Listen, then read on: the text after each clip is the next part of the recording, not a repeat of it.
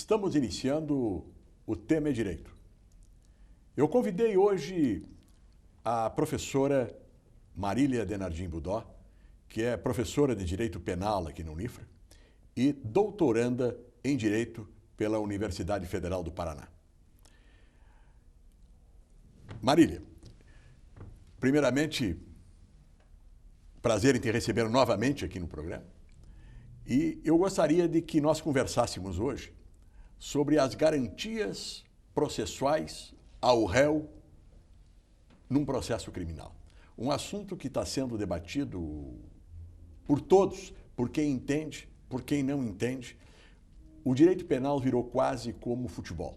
Todos têm uma opinião sobre o que é certo e o que é errado. E, por isso, nós vamos abordar essa questão com alguém que é estudiosa do assunto, está fazendo doutorado nessa questão, para que nós possamos abordar de uma forma crítica e de uma forma técnica um assunto que deve ser tratado com seriedade. Bem-vinda mais uma vez, Marília. Muito obrigada, professor Blattes. É sempre um prazer estar aqui com o senhor. Agradeço pelo convite. De fato, esse é um tema fundamental e é o tema que está em pauta nesta semana, esteve já na semana passada. E, na verdade, vem nos acompanhando há algum tempo já, né? Inclusive, no outro programa em que nós conversamos sobre a questão da mídia, influência da mídia no processo, nós falamos um pouco sobre isso. Nos casos de grande repercussão, nós temos momentos em que, de fato, as garantias do processo penal são questionadas e são questionadas para esses casos pontuais.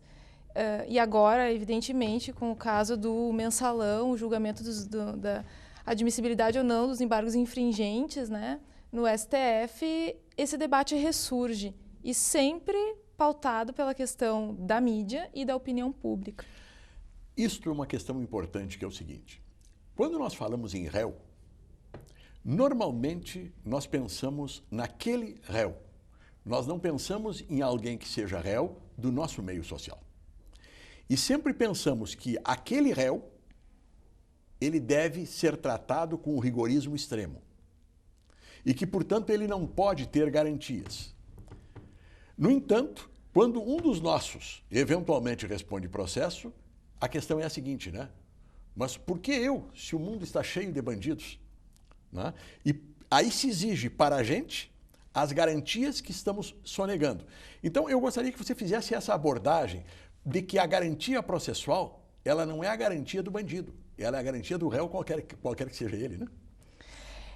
Essa abordagem ela é bastante interessante porque, na verdade, ela tem na sua base toda uma ideologia punitivista que nos acompanhou durante muitos anos, seja se nós pegarmos uma questão histórica mais antiga, né, nós temos todo o período medieval, em que o processo ele era um processo privado, né? Ele não era público. Muitas vezes o sujeito que era processado sequer conhecia a acusação e, portanto, também não tinha como se defender.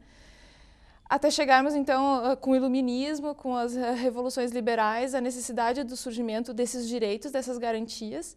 Seja recentemente, se nós formos trabalhar com a história do Brasil, a própria questão da ditadura militar, um momento da nossa história em que as garantias processuais e garantias penais foram suspensas em função dos atos institucionais. No Brasil mesmo, de 1930, com a Revolução de 30, com o período de Getúlio, com um pequeno período entre 46 e 61, 62, nós tivemos todo esse período do século passado praticamente inquisitivo. Então, é interessantíssimo nós observarmos que hoje, quando discutimos a questão da ditadura militar e da forma como os presos políticos eram tratados, ou mesmo os acusados, né, de subversão, enfim, é muito frequente que as mesmas pessoas que são contrárias ao respeito das garantias processuais penais para os réus comuns se manifestem favoráveis a essas garantias quando nós tratamos dos presos políticos e acusados de subversão na época da ditadura militar. E eu acho que isso tem muito a ver com aquilo que o senhor colocou. Então, o fato de que quando o réu é alguém próximo, é alguém com quem nós podemos nos identificarmos, como foi o caso, então, dos presos políticos na época da ditadura militar, em que nós tínhamos essencialmente classe média sendo processada e punida e muitas vezes sequer processada e executada, né? Aí nós vemos toda uma defesa dos direitos humanos.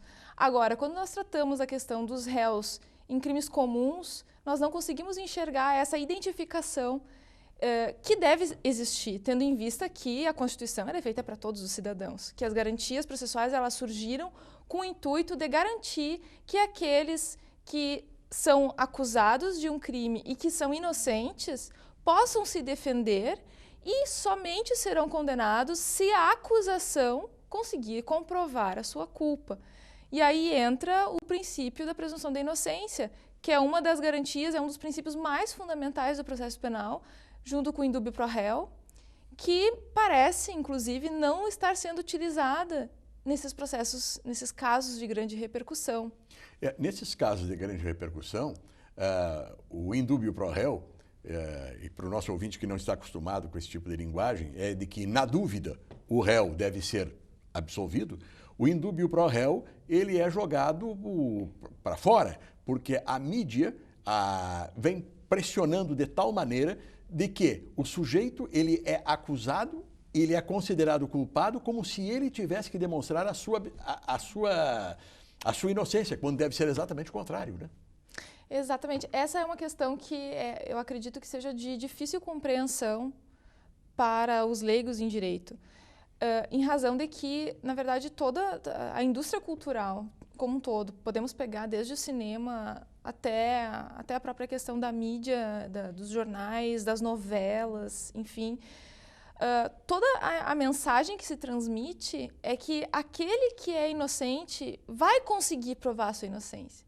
E se ele não conseguir, então é porque ele é culpado. Aí entra bem... Essa é exatamente a lógica inquisitiva. É o que se fazia com as bruxas, não era? Vamos jogá-la do penhasco. Se ela sair voando, ela é uma bruxa, então ela é culpada. Agora, se ela cair, era inocente, mas daí, bom, paciência, morreu, né?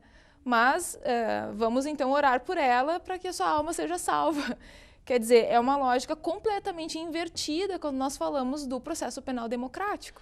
Agora, o que se tem notado também é de que esta lógica perversa, ela permeia o meio jurídico. E nós temos tribunais partindo desse viés ideológico, não é? E julgando desta forma. Aí entra uma questão ainda mais complicada. E eu vou dizer que, infelizmente, os nossos tribunais têm mantido posições extremamente conservadoras e contrárias à nossa Constituição nesse ponto das garantias processuais, em muitos casos. Agora, tem uma outra questão que deve ser avaliada, analisada, que é a diferenciação dos réus. É fundamental que nós saibamos que, de fato, a nossa justiça é uma justiça de classe. Nós sabemos perfeitamente que existem pessoas que, pelas suas características, pela sua biografia, pela sua aparência... não serão condenadas. Não serão condenadas. E o contrário Ou também. dificilmente o processo demora tanto que, embora ele possa eventualmente ser condenado, vai demorar tanto que vai para a prescrição. Mas pior do que isso é aquele que, pelas suas características, pela sua biografia e pela sua aparência, serão condenados, independentemente de terem ou não cometido um crime. Verdade. Porque aqueles que forem absolvidos ou que não forem sequer julgados em razão do decurso do tempo, bom, menos mal, é um potencial inocente que deixou de ser condenado. Sim. E pode até ser uma pessoa culpada que tenha deixado de ser condenada. Mas o inverso é muito mais dramático. Dramático e perverso. E é o que a gente vê.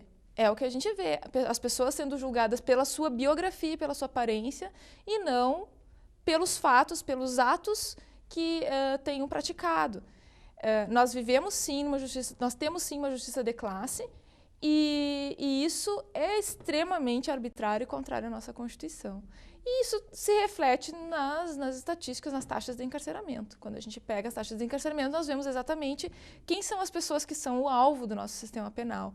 Então, o fato de nós termos uma Constituição que é extremamente garantidora e termos alguns réus que conseguem fazer uso dessas garantias, felizmente, não implica em que a maior parte das pessoas no Brasil hoje consigam efetivamente ter essas garantias implementadas. Para encerrar esse bloco, e pegando esse gancho de que a população carcerária é uma população homogênea, Né? Quer dizer, não tem classe média na população carcerária. E quando essa classe média cai na população carcerária, ele tem um tratamento especial dentro do presídio, normalmente. Por essa razão, também os presídios são tratados como depósito de gente, porque ninguém se importa com aquele lixo humano que é jogado lá na concepção geral da opinião pública. Tá? Mas eu gostaria de deixar a questão no ar para que o nosso telespectador fique atento para a volta do programa no segundo bloco, quando eu queria abordar a questão dos famosos embargos infringentes do Mensalão. Fique conosco, nós voltamos em seguida com a professora Marília Denardim Budó. Nós estamos falando sobre as garantias penais aqui no Tema Direito.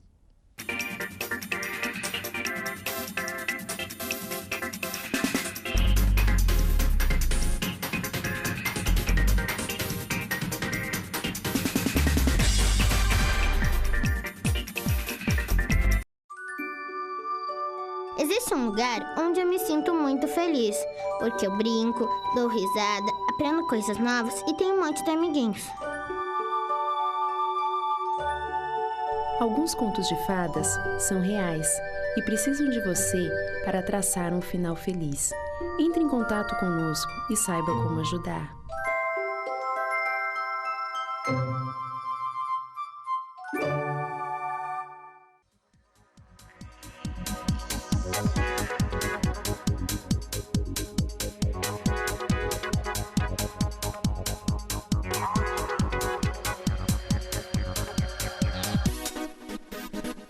Sonho.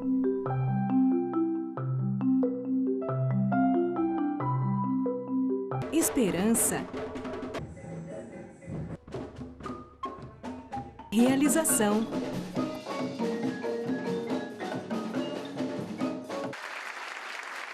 Cuíca, promovendo inclusão social através da música, transformando sonhos em realidade.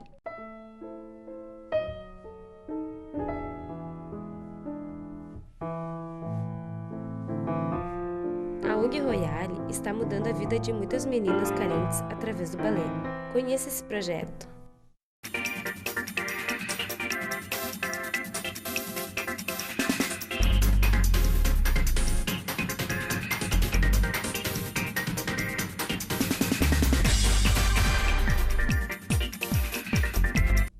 Voltamos com o segundo bloco do Tema Direito.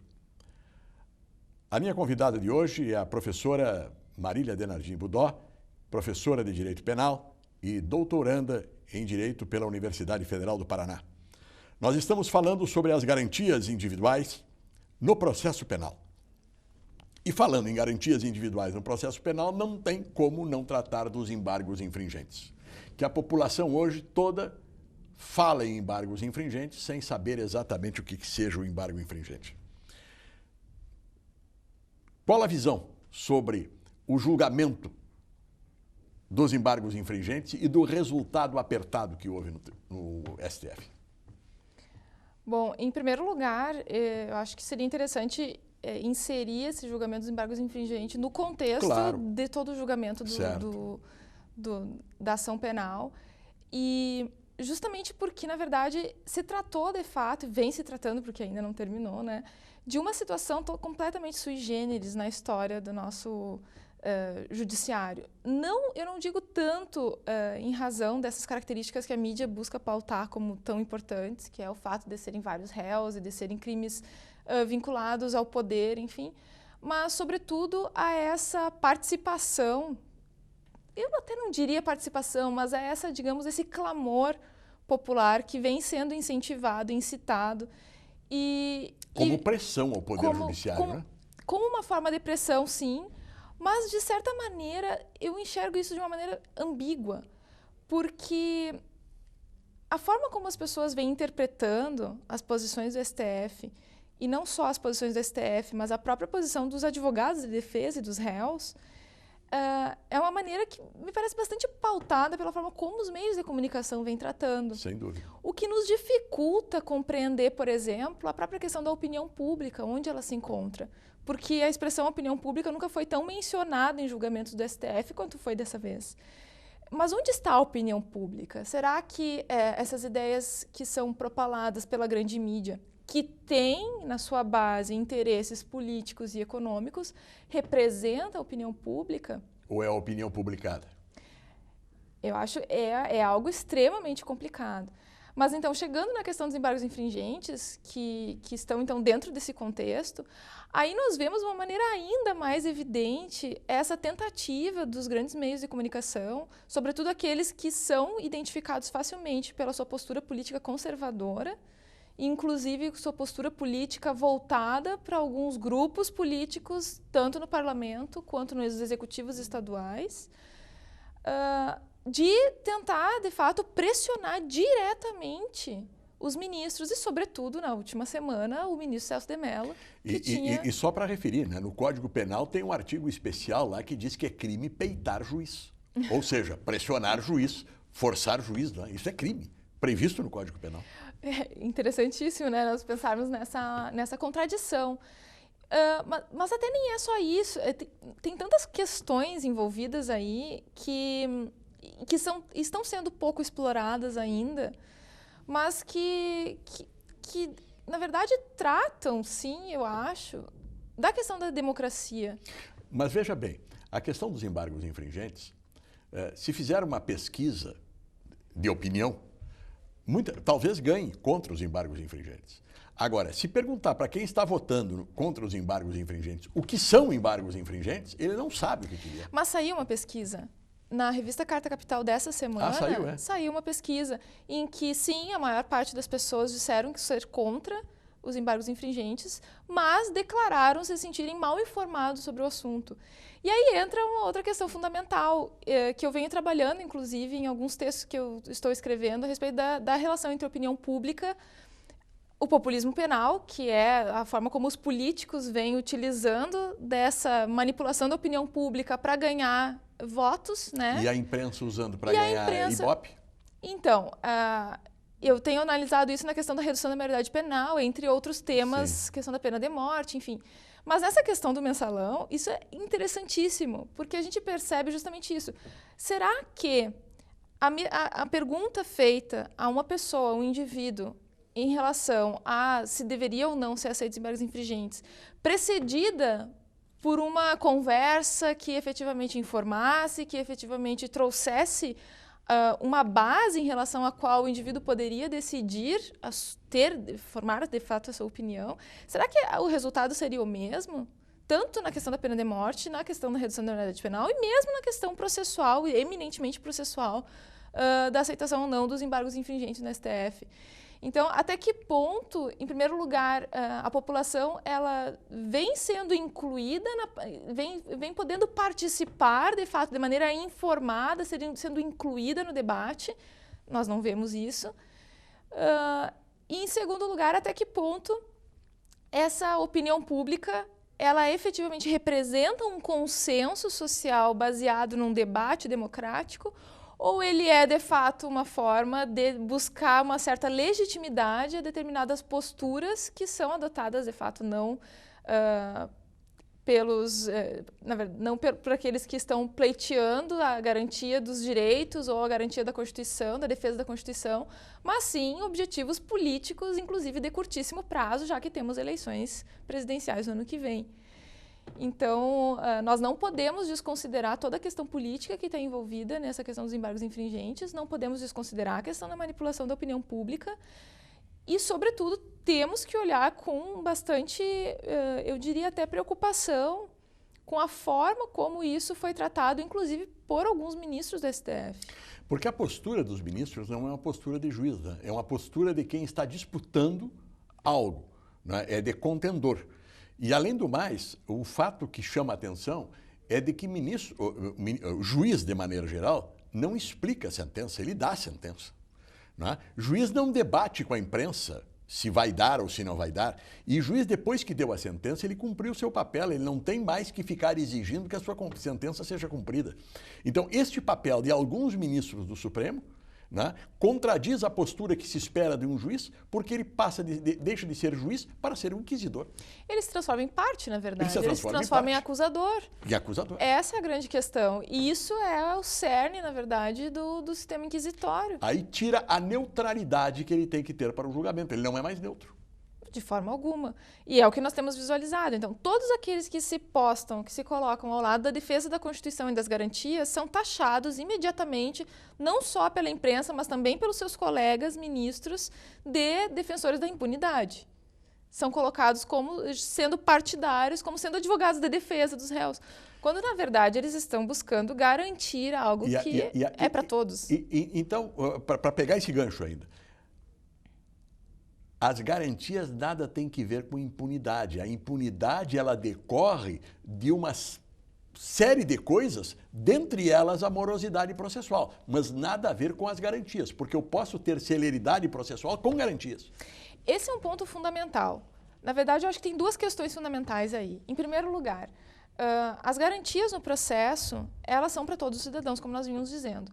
Porque o processo, na verdade, ele tem muito mais na sua base a função de garantir que o indivíduo acusado possa se defender. É para isso que serve o processo. Se defender do Estado, que é muito mais poderoso. Então, o processo penal ele não serve para punir. Sim. Ele serve para garantir que o indivíduo acusado possa se proteger diante, sendo ele apenas um indivíduo, diante do poder estatal, que é muito superior.